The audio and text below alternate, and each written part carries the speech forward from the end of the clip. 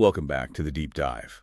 Today we're taking a look at a massive stack of data, specifically an assessment report focusing on the United Republic of Tanzania. Right, and it's a fascinating one. It really is. And our mission today is to, well, to look completely past the glittering surface-level statistics that usually dominate the news.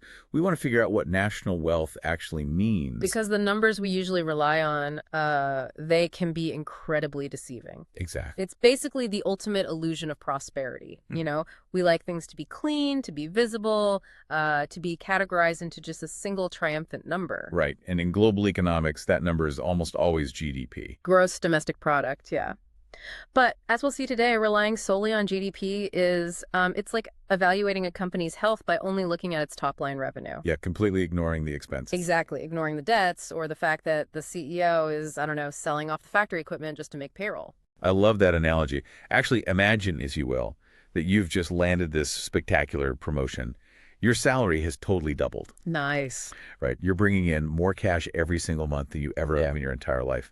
And from the outside, your friends, your neighbors, they all look at you and think, wow, they are thriving. They've really made it. Exactly. You're dining out, buying new clothes. Your standard of living is just visibly climbing. But behind closed doors, there's this secret. Uh-oh. Yeah.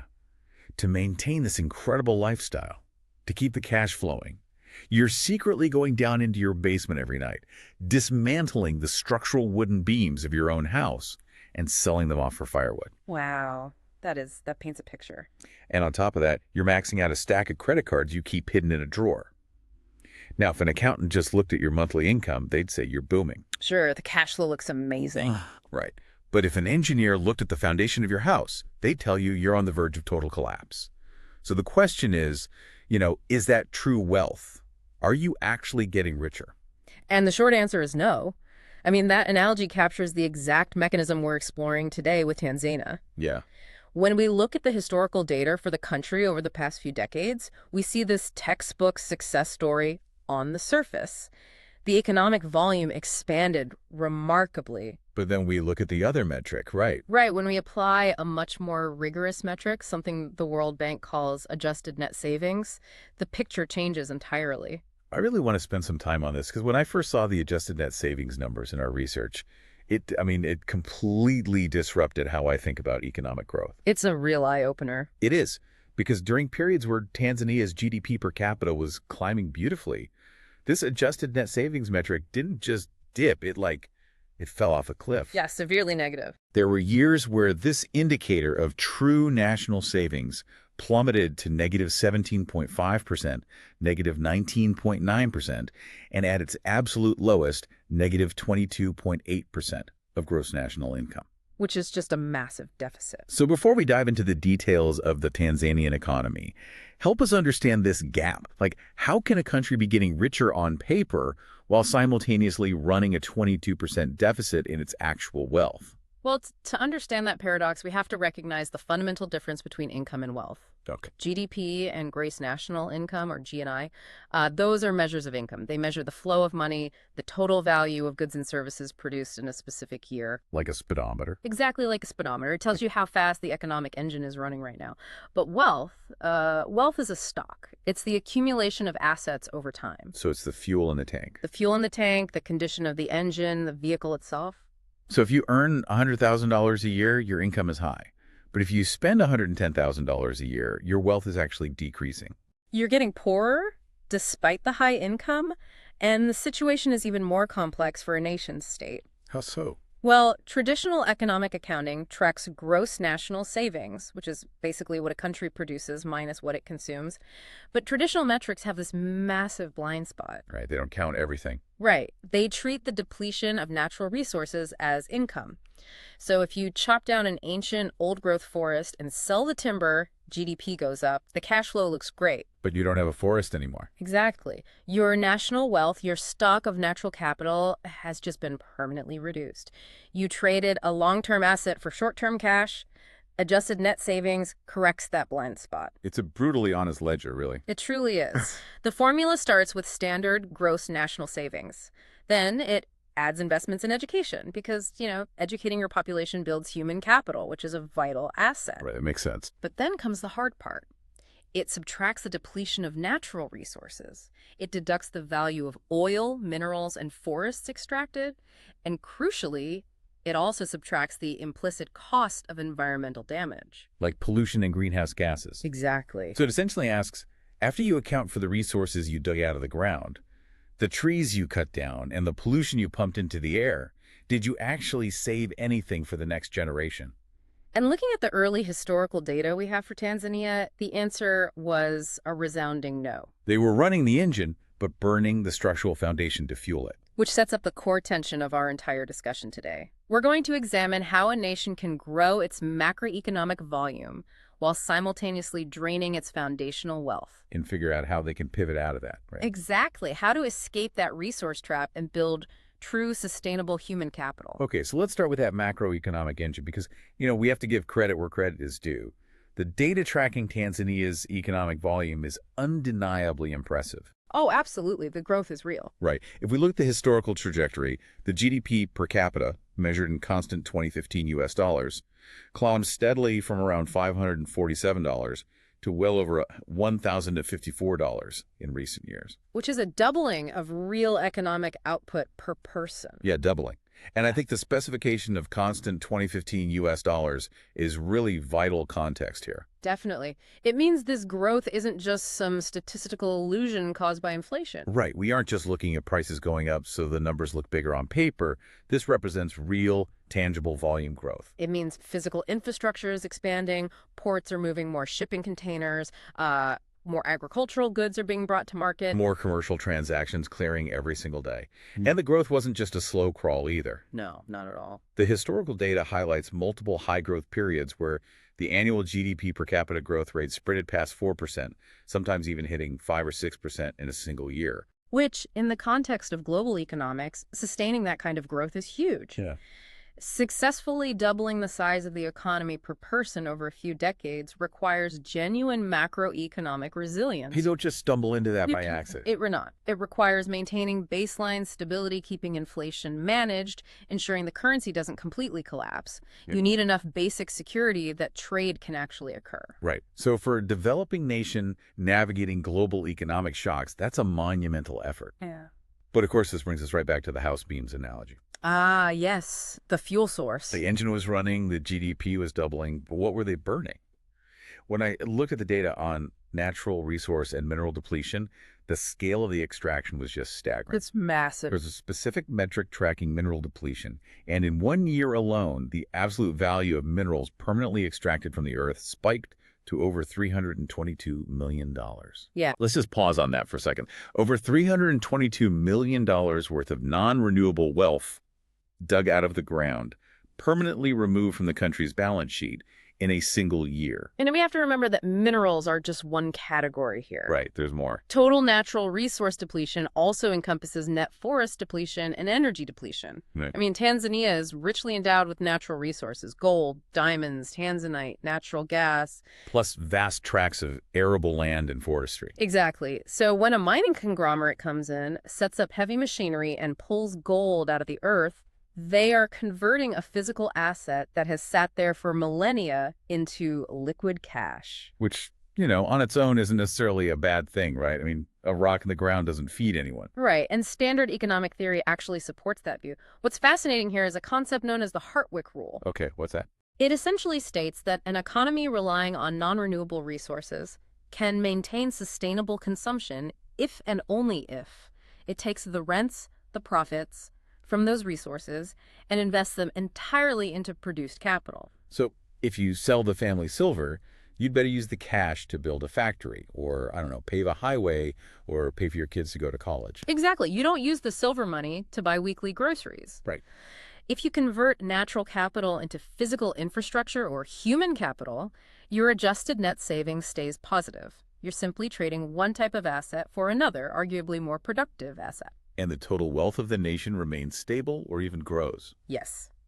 But The deeply negative adjusted net savings rate we saw, that negative 22.8% crater, Yeah. tells us that this asset conversion was not happening. The wealth was being dug up, but it wasn't being saved or invested. Mhm. So where did the $322 million go? It went straight into what we can think of as a wealth funnel. And the bottom of that funnel leads directly to immediate consumption. The resource dividends were generating high top-line GDP numbers, sure, but the actual wealth was being rapidly consumed. So it was being used to pay for, like, immediate consumer imports. Yes, imports, day-to-day government operations, daily living expenses. The cash flowed into the economy and just evaporated into consumption. Rather than solidifying into long-term assets. Right. It's the textbook definition of an unsustainable trajectory. You're generating economic growth by eating your own seed corn. Man. And as if liquidating the natural endowment wasn't enough, there was another massive hidden cost to this rapid expansion. The environmental footprint. Yes. When you're digging massive holes in the ground, clearing land, and rapidly expanding economic activity, the physical toll on the environment is just immense. The environmental data really provides the second half to understanding why that adjusted net savings metric was so deeply negative. Because the World Bank formula deducts the cost of environmental damage. Right. It's a recognition that pollution isn't just, a political or ecological issue. It's a hard economic cost that future generations will eventually have to pay for. The carbon emissions data alone shows an exponential curve. Looking at the historical trends, total CO2 emissions, excluding land use changes, started at roughly 1.56 million tons. A relatively low baseline. Yeah, but over the timeline we're analyzing, that number skyrocketed to over 21 million tons. Which is the classic unavoidable footprint of a developing economy that is industrializing. As you build more paved roads, import thousands of diesel trucks to move those extracted resources to the port. Build power plants to electrify the growing cities. Exactly. Your carbon emissions multiply. And we should be very clear here, to our listener. Our goal is not to wade into the politics of global climate change agreements. We are looking at this strictly through the lens of national economic accounting. Purely as an economic indicator. Right. Every ton of carbon dioxide emitted carries what economists call a social cost of carbon. It represents a dollar value assigned to the long-term economic damage that emission will cause. Both globally and locally, yeah. Through impacts on weather patterns, agriculture, public health. So when emissions jump from 1.5 million to 21 million tons, that represents a massive increasing debit on the nation's true savings rate. It's a mathematical deduction from the national wealth. But, while the carbon dioxide numbers are striking, the data on methane emissions tells an even more revealing story. Oh, the methane numbers are truly wild. The data shows total methane emissions starting around 12.6 million tons of CO2 equivalent. Right. By the later years in the data set, it had exploded to nearly 60 million tons. That is a growth of over 200%. And the sheer volume just dwarfs the carbon dioxide emissions. It's staggering. So why methane? What exactly is driving a 60 million ton methane cloud over a developing economy? Well, when you see a methane number of that magnitude in a developing nation, you are almost entirely looking at the agricultural sector. Okay. Specifically, the expansion of livestock and changes in land use. Ruminant animals, cattle, sheep, goats, they produce massive amounts of methane through their natural digestive processes. So we're talking about millions and millions of cows. Yes, but what's fascinating here is it's not just the sheer number of the cattle, it's the inefficiency of how they're raised. How so? Because it is largely subsistence, pastoral farming, rather than high-efficiency commercial agriculture. So herds are expanded across larger and larger tracts of cleared land just to graze. Ah, I see. This methane explosion reflects an economy where the agricultural base is growing simply by expanding its physical footprint and headcount rather than, increasing its technological efficiency or yield per acre. And just like CO2, methane is an incredibly potent greenhouse gas. Its emission represents a severe environmental damage cost that is subtracted directly from the national wealth. Exactly. So let's synthesize the picture so far. We have this macroeconomic engine revving hard, successfully doubling the per capita GDP. But the fuel is highly corrosive. The country is burning through its natural capital, digging up minerals, and spending the cash on daily consumption. And simultaneously burning through environmental capital. Generating a massive expanding carbon and methane footprint. So the adjusted net savings metric cuts through the GDP illusion and reveals the true precarious cost. It really does. But, an economy isn't just made of rocks, cows and carbon emissions. An economy is made of people. Absolutely. Surely this doubling of economic volume, this massive flow of cash, is ultimately benefiting the population. I mean, if you have more money circulating, you can invest in the next generation, right? That assumption brings us to what is arguably the most critical and complex piece of this entire puzzle. The demographics. Yes. To understand why the wealth wasn't trickling down into savings, we have to look at the structure of the population itself. Right, the demographic double-edged sword. Yeah. I want to use another analogy here to help you, the listener, visualize what the population structure of Tanzania actually looks like. Go for it. Imagine a society as a giant rowboat trying to cross a large lake. The people holding the oars, the ones actively pulling the boat forward, represent the labor force, the working-age adults generating economic output. Okay. The passengers sitting in the boat, who need to be fed, clothed, and cared for, represent the dependents, primarily children and the elderly. Right. In a highly developed aging economy, like Japan or Germany, you might have a boat where you have plenty of rowers, but a growing number of elderly passengers. The boat moves steadily, but the rowers are starting to feel the strain of caring for the older generation. The rowboat we see in the Tanzanian data, however, looks entirely different, and the strain on the rowers is immediate and crushing. Let's look at the specific metric, the youth dependency ratio. For context, this ratio measures the number of children, typically defined as those under 15 years old compared to the working-age population. Right. In Tanzania, this ratio has historically lingered at astonishingly high levels, frequently reaching up to 96%. 96%. Let's translate that back to the rowboat. That means for every 100 people holding an oar, sweating and pulling to move the economy forward, there are 96 children sitting in the boat. Almost a one-to-one ratio. Almost 1-to-1 of workers to dependent kids, all of whom need food, medicine, clothes, and an education. And to complete the demographic picture, the elderly dependency ratio, the proportion of people over 65 is tiny, fluctuating between just 4.5 and 6.1%. Wow. So the vast, overwhelming demographic weight of the country is entirely concentrated in its youth. I try to imagine the economic consequence of this on a household level, and it just seems like an impossible burden. It acts as the ultimate bottleneck for capital accumulation at the micro level. Let's connect this back to our central theme of savings. Okay. If you are a working adult in an economy with a 96% youth dependency ratio, what happens to the extra income generated by that 4% GDP growth? It doesn't go into a savings account at the local bank. No, it doesn't get set aside to start a small business. It doesn't get invested in a better roof for your house or a tractor for your farm. Every single extra dollar goes immediately into survival and basic care. It buys extra maize meal. It buys school uniforms. It pays for basic medical clinic visits for the kids. The sheer demographic weight completely dilutes the dividends of the macroeconomic growth. The GDP might be doubling, the pie might be getting bigger, but the number of people sitting at the table needing a slice is growing so fast that average families are left with crumbs. Exactly. They cannot accumulate household savings. And when households cannot save, local banks don't have deposits. Right. When banks don't have deposits, they cannot lend money to local entrepreneurs. Without credit, the private sector cannot expand to create new jobs. It's a vicious cycle. It is a self-reinforcing cycle of capital starvation driven entirely by the demographic structure. But let me play devil's advocate for a moment here. If you have a massive youth population, millions and millions of kids, couldn't that be viewed as a tremendous future asset? The demographic dividend. Yeah, the demographic dividend. It's a well-established economic concept. If you have a massive generation of young people about to enter their prime working years, that is a mountain of potential economic energy. If you harness that, the boat is going to have more rowers than it knows what to do with. The key phrase in that entire premise is, if you harness that.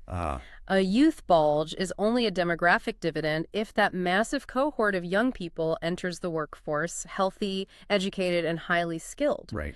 If they possess the human capital to take on high productivity jobs, they can absolutely transform an economy. I mean, we saw this exact dynamic drive the explosive growth of the East Asian tiger economies in the 80s and 90s. Yes, they don't. If those millions of young people enter the workforce uneducated, unskilled, and lacking basic literacy, that potential demographic dividend turns into a demographic disaster. Massive youth unemployment, suppressed wages. Severe social instability. Yes. Which forces us to look at the soft underbelly of human capital, the education system. If the entire future of the nation relies on turning those 96 dependent children into high-powered, educated rowers, The government must be pouring resources into schools. What does the investment data show? The data reveals a profound systemic tragedy in the allocation of national resources. Oh, no. When we look at the specific metric of education expenditure as a percentage of gross national income, the financial commitment to this massive youth demographic has been chronically stagnant. How stagnant? Despite having one of the fastest growing youth populations in the world, education expenditure consistently lingered between a mere 2.6% and 3.7% of GNI. To put that in perspective for you, institutions like the World Bank and UNESCO generally recommend that developing nations spend at least 4 to 5% of their GNI on education just to build baseline human capital effectively. Right. And Tanzania has been consistently flatlining well below that international benchmark. They have twice as many kids to educate relative to their working population as a developed nation, but they are spending a fraction of the necessary wealth to do it. And this connects directly back to the wealth funnel we established earlier. The country was digging up hundreds of millions of dollars in mineral wealth, but they were not redirecting those sovereign rents into the education budget. The wealth was leaking out into immediate consumption, Leaving the school system fundamentally starved of the capital it needed to expand alongside the population. but the investment percentage is just the top of the funnel. Here's where it gets really interesting. The real crisis is what happens inside the schools. It's not just about the dollars being put in. It's about the efficiency of the system and the results coming out. Absolutely. When we looked at the data on educational leakage, the dropout and repetition rates, the human cost of that underfunding became agonizingly clear. Well, when a national education budget is that constrained, the quality of the learning environment collapses. You don't have enough physical schools. The schools you do have lack basic sanitation or electricity. None of textbook. You don't have enough textbooks. And most importantly, you cannot train, pay, or retain enough qualified teachers. Right. The historical data on basic education access reflects this systemic failure. At its worst points in the historical data set, the out-of-school rate for primary school-aged children reached as high as 51%. 51%. More than half of an entire generation of children were simply not sitting in a classroom. They were on the streets, working in fields, or helping at home. It's a staggering number. Now, to be fair to the timeline, the data does show improvement. That rate has come down from those historical extremes over recent years. But because the underlying population base is expanding so rapidly, percentages can be deceiving. That is a crucial statistical nuance. Even if the out-of-school rate drops, if the total population of children doubles, the absolute number of kids who are out of school can still increase. Yeah, the volume is still going up. And the educational crisis isn't just about access, it's about retention. The data highlights severe repetition rates and incredibly low retention rates to the final grade of primary school. Meaning that even the kids lucky enough to get a spot in a classroom often get stuck. They are sitting in a room with 80 or 100 other students sharing one textbook. The teacher might be absent or lacking the training to teach basic math or reading. Right. So the kids don't learn, they fail the year, they repeat the grade, and eventually the family decides the opportunity cost is too high. They pull the child out of school to help earn money. And importantly, the data indicates this leakage is relatively evenly split among boys and girls. It is a total systemic failure, not just an isolated cultural or demographic issue. The macroeconomic implications of this are devastating. If we connect this to the bigger picture, a massive youth population without basic primary education cannot easily transition into high-skill sectors. You cannot build a modern service economy, you cannot attract international corporate investment, and you cannot develop a high-tech manufacturing base if the majority of your labor force struggles with basic literacy and numeracy. They're effectively locked out of the modern, high-productivity global economy. Exactly. So this brings us to a massive practical question. If millions of young adults are locked out of the corporate offices, the IT sectors, and the modern factories, where do they go? They have to go somewhere. Right? They still have to eat. They still have to earn a living. If you are a 19-year-old with a fourth grade education, where does the economy absorb your labor? They get absorbed into the sector of last resort, which brings us to the productivity trap and labor vulnerability. Because human labor doesn't just disappear, it finds the path of least resistance. So if you, the listener, picture the Tanzanian workforce, where's everyone working? If you walk out of the major cities, the answer becomes immediately obvious. Agriculture is the absolute dominant force absorbing labor. It is the sponge that absorbs the vast majority of those young people who drop out of the education system. But this reliance on agriculture reveals a severe structural mismatch in the economy. We have to look at the relationship between employment share and economic output. Okay. Agriculture employs a massive percentage of the total workforce.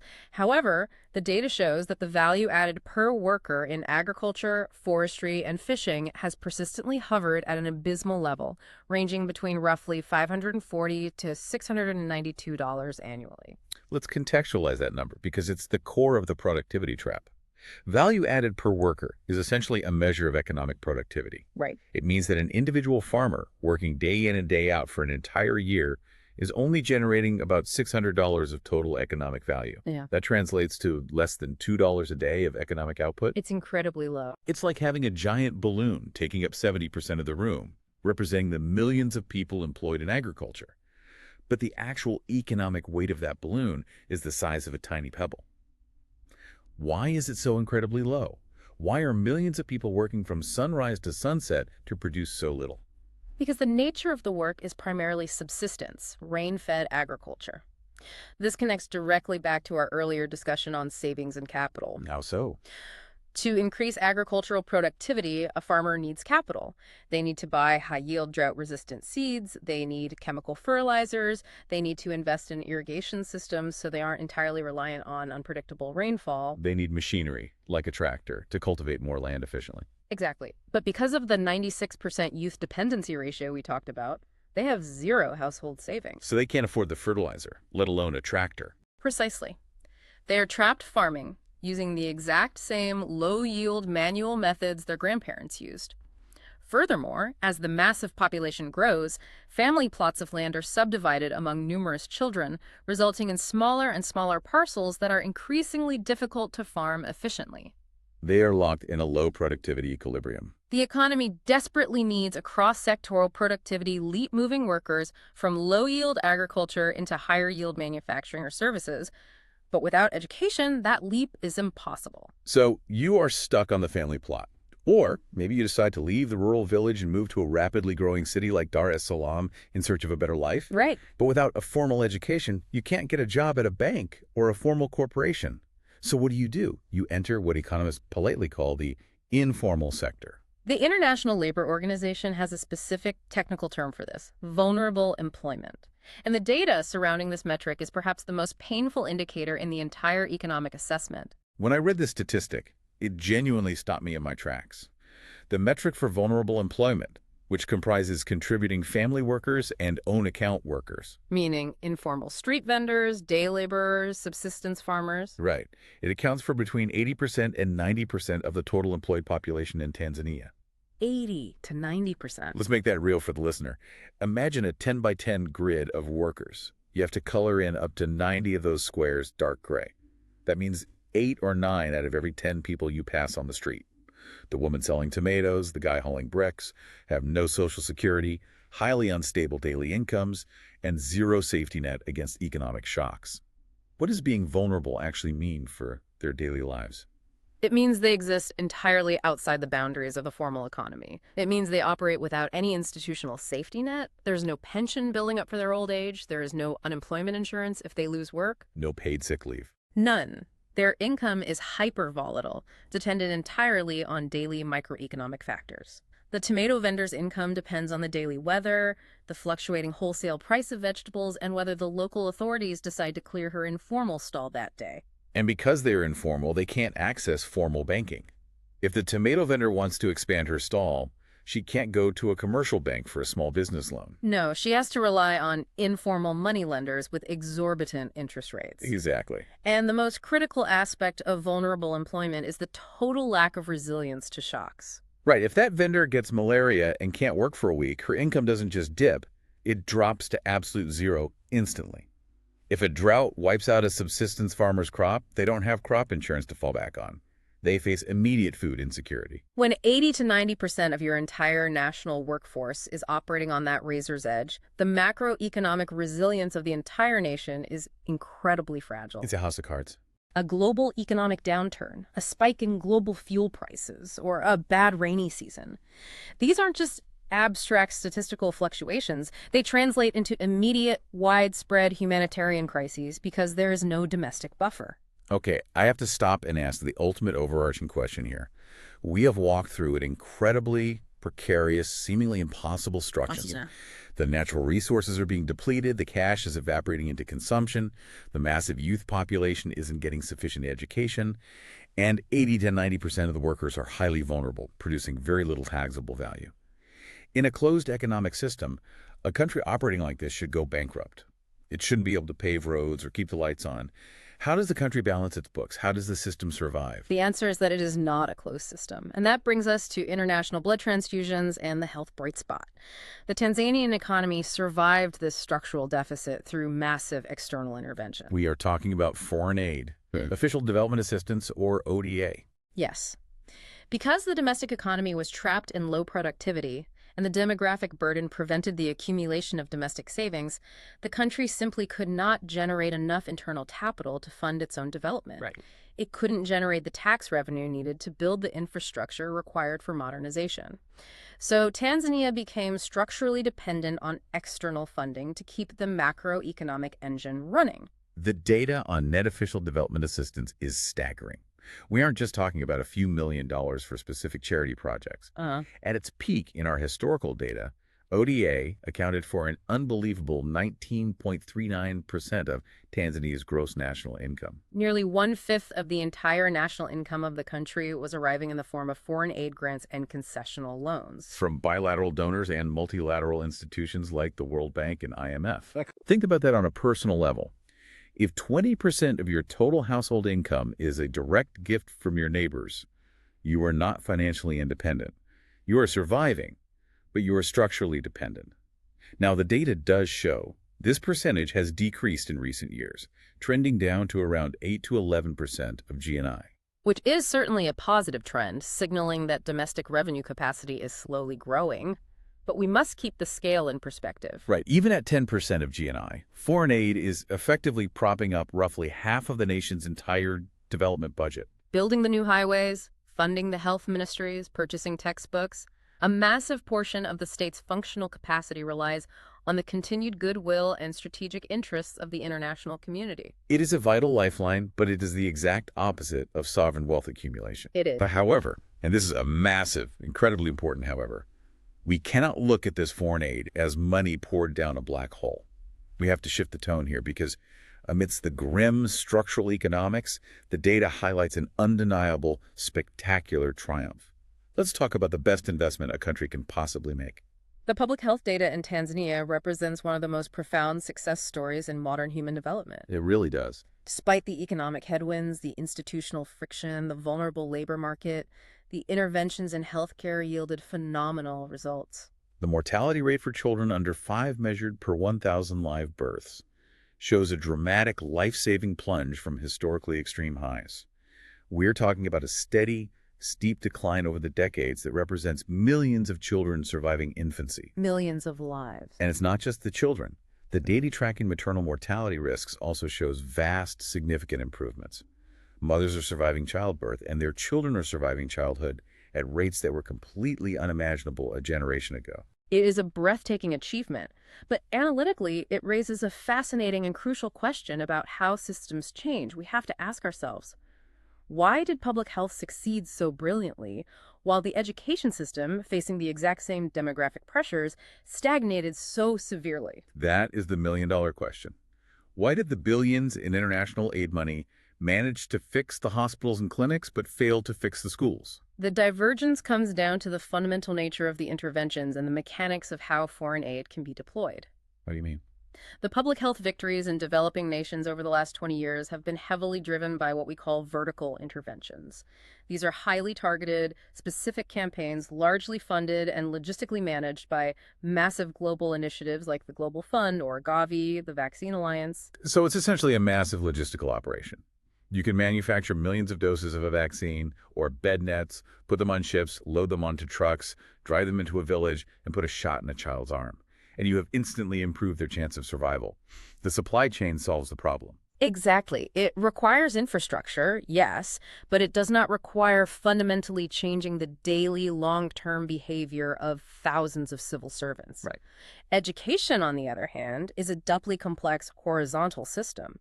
You can use foreign aid to build a beautiful new concrete school building, but a building doesn't teach a child to read. You cannot easily use foreign aid to pay a local teacher's salary forever. You cannot use a supply chain to ensure that the teacher shows up for work every single day, or to guarantee that they actually possess the pedagogical skills to teach complex math. Health interventions can often bypass weak domestic institutions through sheer logistical force. But education reform relies entirely on the daily functioning of those domestic institutions. Precisely. Education requires deep, systemic, institutional capacity and daily governance that external aids simply cannot buy.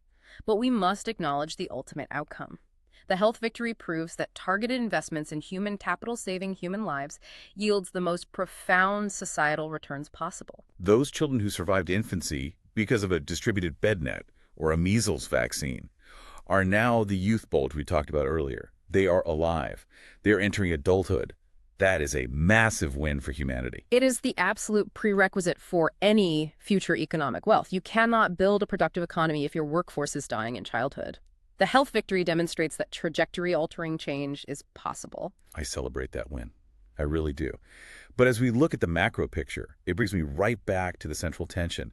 We now have millions of healthy young people surviving to adulthood. Why hasn't this incredible health success fully translated into a thriving private sector to replace foreign aid? Why are 80 to 90% of these healthy young adults still stuck in vulnerable jobs? And that leads us directly to the foundational rules of the game, the institutional bottleneck and macro resilience. Right. We have discussed natural capital and human capital. Now we must turn to institutional capital. Because ultimately, all economic and social transitions, absorbing foreign aid efficiently, converting natural resource wealth into paved roads, building a regulatory environment rest entirely on the bedrock of governance. When we look at the data from the worldwide governance indicators, the picture clarifies why the transition has been so difficult. And, we should be clear here. We are looking at these metrics impartially as technical economic indicators of friction within a system. We are examining the efficiency of the bureaucratic machine, not making ideological judgments. Exactly. Think of governance as the transmission belt in a vehicle's engine. You can pour high-octane fuel into the engine in the form of billions of dollars in foreign aid or hundreds of millions in mining royalties. But if the transmission belt is slipping, if there is massive friction and leakage due to bureaucratic inefficiency or corruption, that power never reaches the wheels. The new highway is built, but it washes away in the next flood. The education funding is allocated, but it doesn't reach the rural classroom. The institution itself becomes the bottleneck. The data on this is quite stark. Tanzania's control of corruption percentile rank globally has fluctuated stubbornly between the 20th and 40th percentiles for the duration of the dataset. Its government effectiveness rank similarly sits in the lower middle tier globally. These aren't just abstract rankings. They represent daily friction that slows down every single economic transaction. And this friction is most devastating when it comes to the daily reality of trying to do business. We ask why those 80 to 90% of vulnerable workers don't just start formal companies.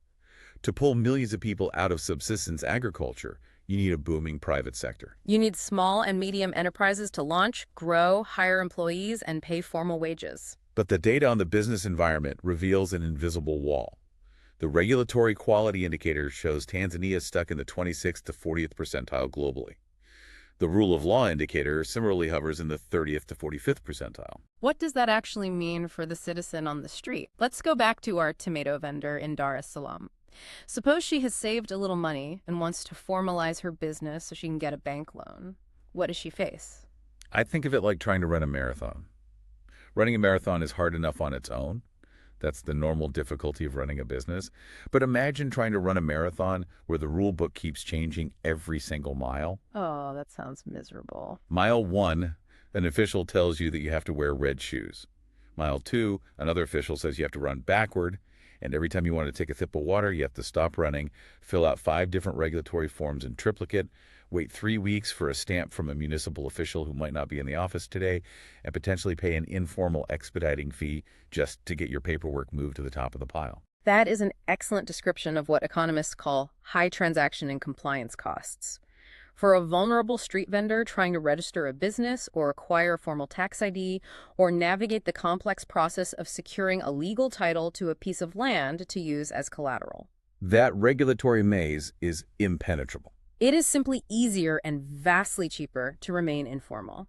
It is safer to stay vulnerable, operate in cash, and stay completely off the government radar. The weak regulatory environment actively prevents the informal economy from formalizing and growing. It's the concept of dead capital. The people have energy, they have entrepreneurial drive, they might even have a physical asset like a small plot of land or a shack, but because the institutions are so cumbersome, they cannot convert that asset into recognized capital to leverage for growth. Exactly. But to balance the narrative, we must look at a glimmer of structural hope in the macroeconomic plumbing. Because the data on macro-financial resilience shows that beneath the institutional friction, the foundation for a modern economy is slowly being built. This was the most encouraging part of the later data set. We looked at the growth of broad money, which economists refer to as M3, and the ratio of broad money to total reserves. Right. The data shows steady, reliable growth rates for broad money, while the reserve ratio maintains stability. There's a clear indication that financial deepening is progressing. What does that mean in practical terms? Broad money includes not just physical paper currency circulating in the markets, but also bank deposits, savings accounts, and liquid financial assets. The steady growth of broad money, particularly without spiraling into hyperinflation, indicates that the banking system is maturing. More people and businesses are slowly integrating into the formal financial system. Yes. It provides a stable monetary base for domestic credit. It means that the domestic banks are accumulating the deposits necessary to lend. The capital is there. If the regulatory walls can be lowered, if the friction in the transmission belt can be reduced, and if human capital continues to improve, the financial system is increasingly capable of providing the capital necessary to finance a massive expansion of the private sector. The potential for a true economic breakout is clearly visible. Okay, we have covered an immense amount of ground today. We started with the illusion of GDP, uncovering the crater of adjusted net savings. We explored the rapid extraction of mineral wealth and the massive environmental footprint of methane and carbon. We sat in the demographic rowboat, feeling the crushing weight of a 96% youth dependency ratio, and witnessed the tragedy of educational underinvestment. We walked the streets with the 80 to 90% of the workforce trapped in vulnerable employment. We recognized the vital lifeline of foreign aid, celebrated the breathtaking victories in public health, and finally mapped the invisible regulatory walls holding back the private sector. It's a lot to take in. It really is. So what does this all mean? How does a country like Tanzania put all these complex puzzle pieces together to build an actually prosperous, sovereign future? This brings us to the strategic narrative. How does a nation escape the resource curse and build true, sustainable wealth? The assessment points toward a clear, overarching strategy, which we can visualize as a three-gear system, a macroeconomic flywheel. The three-gear system. Walk us through how this flywheel starts turning. Gear 1 is the starting point, efficiently converting natural resource rents into actual sovereign wealth. This requires a fundamental shift in how the nation manages its endowment. Okay. When a mining company extracts $322 million in minerals, the government must ensure, through fair taxation and rigorous royalty regimes, that a significant portion of that wealth is captured. And crucially, that captured wealth cannot be used for short-term consumption or to plug holes in the daily budget. It must be directed immediately into a sovereign wealth fund or used directly for long-term capital formation. Exactly. You have to stop the bleeding of the adjusted net savings. Right. You take the money from selling the basement beams, and instead of buying a fancy dinner, you buy concrete and steel to build a new, stronger foundation, which connects directly to Gear 2. Gear 2, channeling that captured wealth directly into education and health. We already saw the brilliant success in public health interventions. Now, that exact same level of urgency and funding must be applied to the education system. The goal is the total elimination of learning poverty. Yes. The government must build enough schools and, more importantly, train and pay enough high-quality teachers to manage that massive youth demographic. They must ensure that every single child who survives past age 5 actually learns the complex skills required for the modern global economy. You take the passengers in the rowboat, and you give them world-class training so they become powerful rowers. And that human capital turns Gear 3. Gear 3, transforming those educated, healthy youths into high-productivity, formal employment. This is where institutional reform is paramount. The government must fix the bottlenecks, streamline the regulations, and lower the barriers to business. By doing so, they enable the private sector to absorb this newly educated labor force. Pulling them out of the low-yield agricultural trap and into formalized service, technology, and industrial sectors. And here's the beauty of the flywheel. As millions of young people get formal jobs in a booming private sector, they start paying formal income taxes. Their companies pay corporate taxes. Which fuels Gear 1 all over again. Domestic tax revenue replaces the reliance on foreign aid, creating a self-sustaining cycle of true wealth generation. The initial illusion of GDP prosperity is replaced with consistently positive, structurally sound adjusted net savings. You aren't just growing the flow of money, you are growing the bedrock stock of wealth. And the ultimate stock of wealth for any nation isn't the gold under the ground. It is a healthy, highly educated population operating within a functional, fair system. The data provides the exact blueprint for the path out of the trap. The potential is immense, provided the institutional will is there to turn the gears. We have spent this entire deep dive dissecting the hidden costs behind a nation's macroeconomic statistics. We've explored how incredibly easy it is to be fooled by top-line growth, while the foundation is quietly eroding. But before we wrap up, I want to leave you, the listener, with a final, more personal thought to ponder. I like where this is going. Think about your own life, your own career trajectory, or your own business. We all have our own personal version of GDP. Maybe it's your gross annual salary, your impressive job title, or your small company's top-line revenue. It's the number you tell people at parties. The vanity metric. Right. But if you were to rigorously, honestly calculate your own personal adjusted net savings, subtracting the cost of the sleep you are losing, the physical health you are ignoring, the mental bandwidth you are burning through, the relationships you are neglecting, and the time you aren't investing in learning new long-term skills, are you actually growing your true wealth? Or are you just quietly depleting your own natural resources to create the illusion of prosperity? Something to think about. Until next time.